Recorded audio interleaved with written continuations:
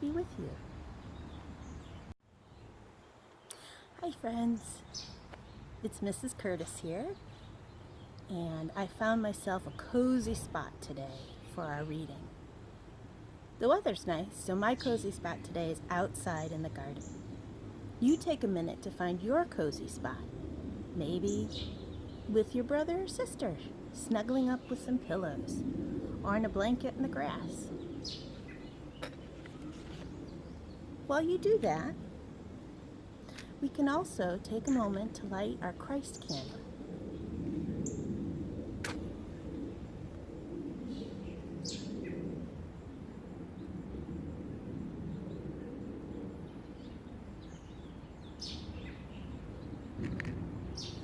When we light our Christ candle, it helps us to remember that the light of Jesus is with us no matter where we're at. Now, I've got 2 stories today, and one of them is about a girl named Anna, and it's called Anna's Table. And one is called The Old Woman Who Named Things. This is a favorite story of my family, and Anna's Table I thought would be a great story today because we're spending it outside together.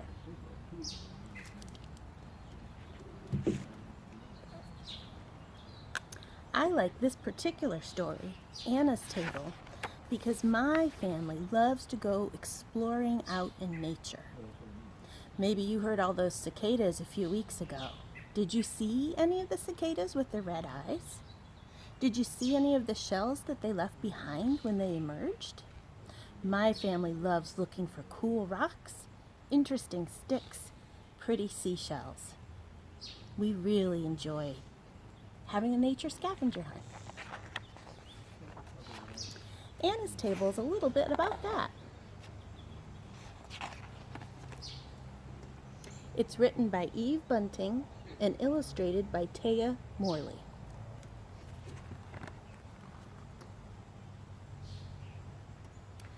My Aunt Em knows how much I love all nature things, and so she bought a table for my room.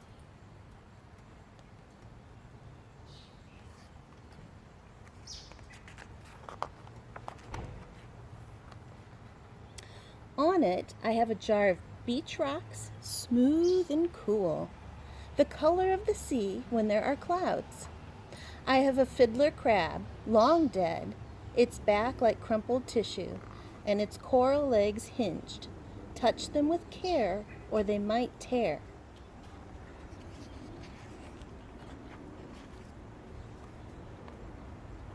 I have a spiral shell that held a mollusk once. My dad went in the ocean, shoes and all, to bring me this. And then a big wave came, bigger than Dad. He disappeared. We cheered when he appeared again, holding the shell above his head. "Our hero," Mother said.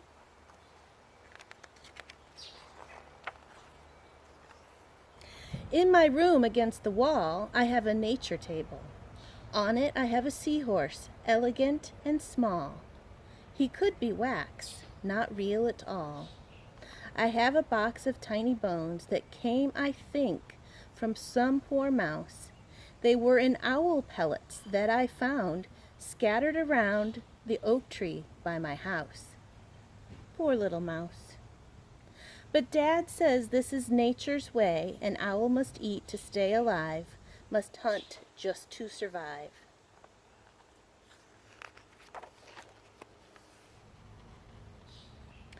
I have a caterpillar curled and mummy black, a lizard thin and wide, run over by a car. Just see how carefully it's made. See how my lizard is pale as a shade of jade, and just as beautiful.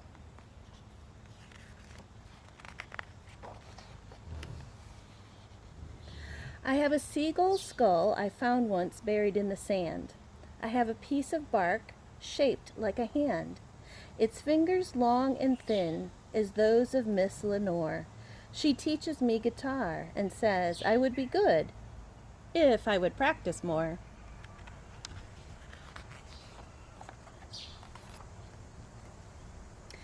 I have 2 dried and dusty nests that fell one windy night. I have a shark's tooth and a geode cracked across so I can see the crystal crumbs inside.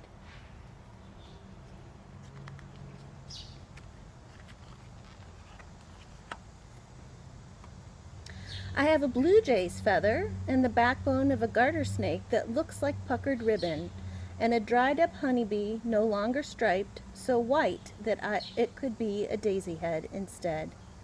I hold it, and I think how once it flew among the flowers and buzzed away the hours.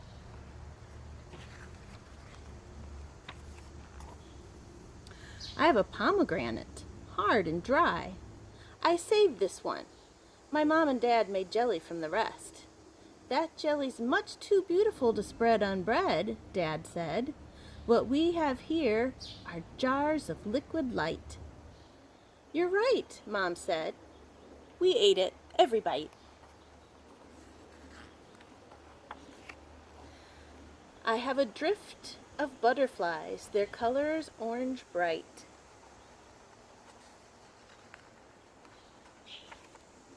We found them in the grass one night after a cold, strong wind and a sudden freeze swept them from the trees. The butterflies arrive each spring in Lighthouse Park and rest before they rise again and fly to southern skies. These will fly no more forever. My mom came home and I got my basket, patted it with ferns so they would have a nature bed. We'll put them on your table, Mother said.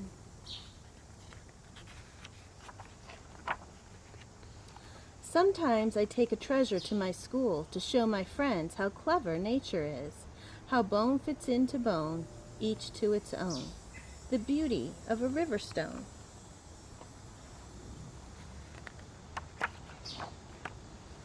In my room against the wall, I have a nature table filled with the wonders of the earth and sky and sea.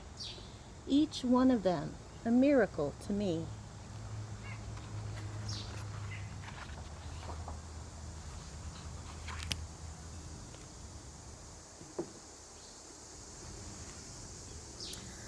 I wonder why God made so many different kinds of things. I wonder why it sometimes seems like you can hear the ocean in a seashell.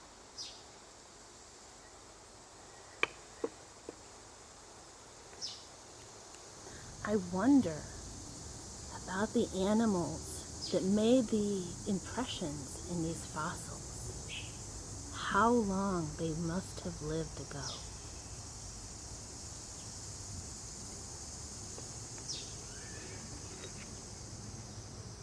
I wonder about the sea urchin that used to live inside this shell,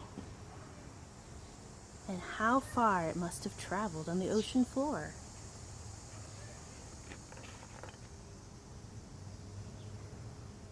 I wonder what part of a tree that this stick came from, this knot of wood. I wonder what our place is in God's creation.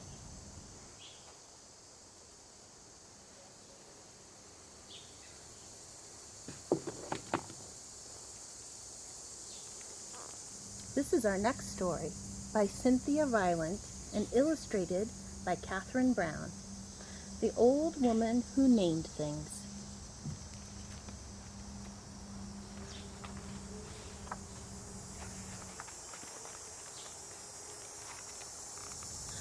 Once there was an old woman who loved to name things. She named the old car she drove, Betsy. She named the old chair she sat in, Fred. She named the old bed she slept on, Roxanne. And she named her old house Franklin.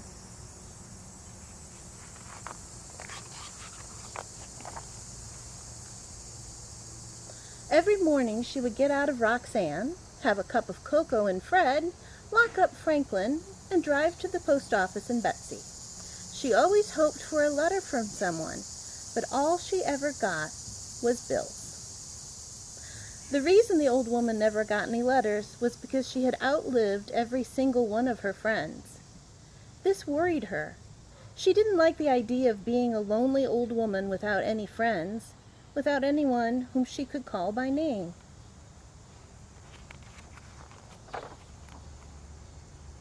So, she began to name things. But she named only those things she knew she could never outlive. Her car, Betsy, had more get up and go than anything around. Her chair, Fred, had never sagged a day in his life. Not one creak or moan had she ever heard out of her old bed, Roxanne. And her house, Franklin, had been standing straight for over 100 years, and still didn't look a day past 20. The old woman never worried about outliving any of them, and her days were happy. One day, when the old woman was out soaping some mud off of Betsy, telling her that Franklin wouldn't want to be seen with a car that didn't keep its bumpers a little cleaner, a shy brown puppy came to the old woman's gate. The old woman had not named the gate because 2 of its hinges had rusted off, and she could tell the gate wasn't long for this world. The shy brown puppy wagged its tail. It looked a little hungry. The old woman stood beside Betsy and watched the puppy for a while. She said.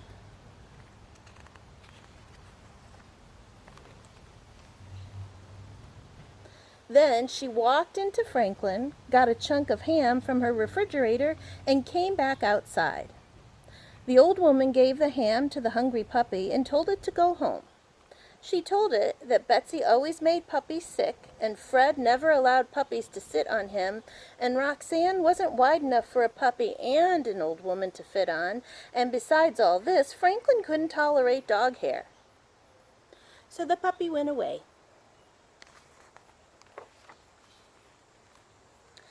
But the next day, the puppy came back.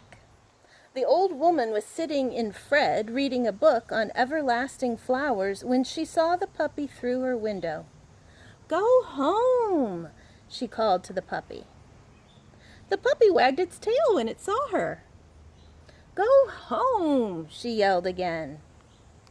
But the puppy just kept wagging. The old woman noticed that it still looked a little hungry, so she went to her refrigerator. She gave the puppy a hunk of cheese and 2 biscuits. Then she told it to go home. The puppy went away. That night, as the old woman plumped up the pillows on Roxanne, she thought about that puppy. It was a very nice puppy, she thought. It was a very pretty puppy, she thought. But it couldn't stay. If it stayed, she would have to give it a name, and it could never last as long as Franklin or Fred or Betsy or Roxanne. She might outlive it, and she didn't want to risk that. She didn't want to outlive any more friends. She would just keep telling it to go home.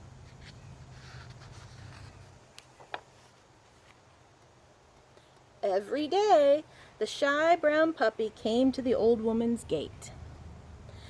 Every day she fed it and told it to go home. Always it went away, and always it came back the next day. This went on for many months. The puppy got bigger and bigger until soon it wasn't a puppy anymore.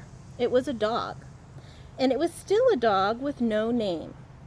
In all this time, the old woman had gotten a new dresser that she had named Bill, a new wheelbarrow that she had named Francine, and a new concrete pig for her garden that she had named Bud. But the dog she faithfully fed at her gate every day still had no name. Since it had no name, the old woman didn't have to worry about outliving it, and she thought herself pretty clever in this.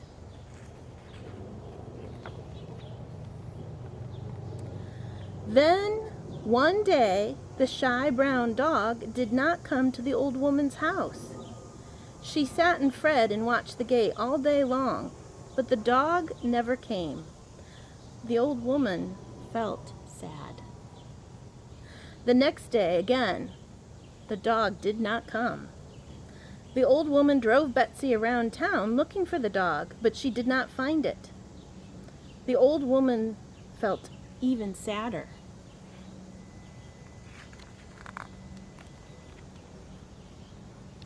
The following day, when still the dog did not come, the old woman knew she had to do something. She picked up her telephone and called the dog catcher. "Have you caught any shy brown dogs?" the old woman asked the dog catcher. "We've got a whole kennel full of shy brown dogs, ma'am," said the dog catcher. "Was yours wearing a collar with its name on it?" "No," said the old woman sadly, and she hung up the telephone.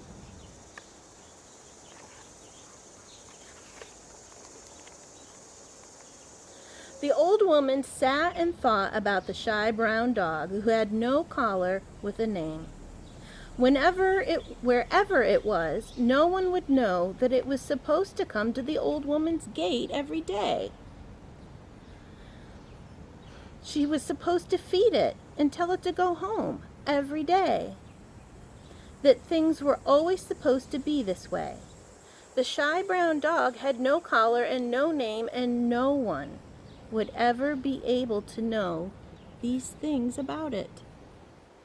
The old woman made a decision. She locked up Franklin and drove Betsy to the dog catcher's kennel. She said to the dog catcher,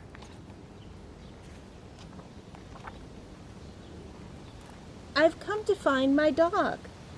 He asked her what color it was. "It's brown," she said. He asked her how old it was. "About a year old," she said.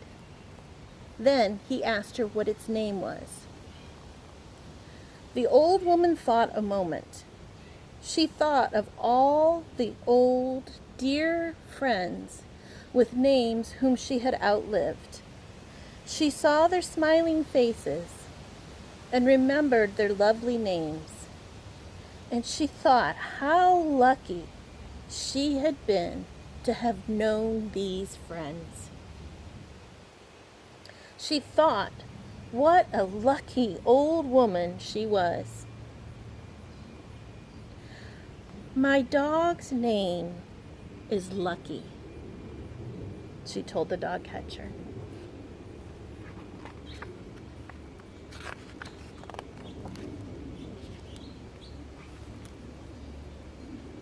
He led her to a big yard full of white dogs and black dogs and brown dogs. The old woman looked and looked and looked, and finally she saw her own shy brown dog sitting beside a gate. The dog was looking at Betsy, parked in the driveway. The old woman called out, "Here, Lucky!" And at the sound of her voice, the shy brown dog came running. From that day on, Lucky lived with the old woman, and he always came when his name was called. It turned out that Betsy didn't make all dogs sick, and Fred was happy to allow a dog to sit on him. Franklin really didn't mind a little dog hair. And every night, Roxanne was sure to make herself plenty white enough for a shy, brown, lucky dog, and the old woman who named him. Well, look who's here. My dog. My dog, Katie. Hi, Katie. She's not shy and she's not brown, but she's a lucky dog, and we're lucky to have her. I wonder if there are other dogs out there who might be lucky too. I wonder if there are other lonely people who might be too afraid to name things. I wonder, are there ways that we might help those people not feel so lonely? I wonder if we know someone who's lonely.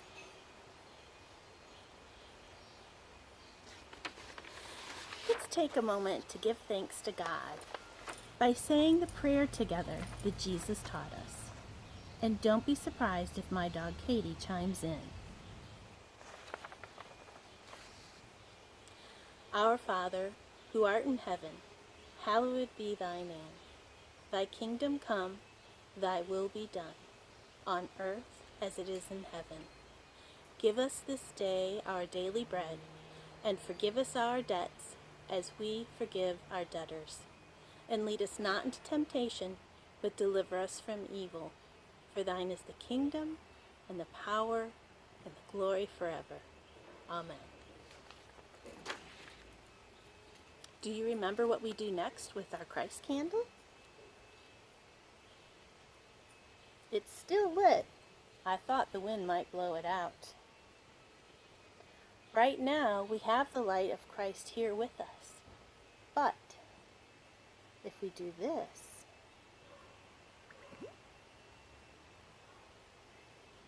then Christ's light can go out into the world. What are the different ways that we can help bring the light of Jesus to the world? See you soon, friends.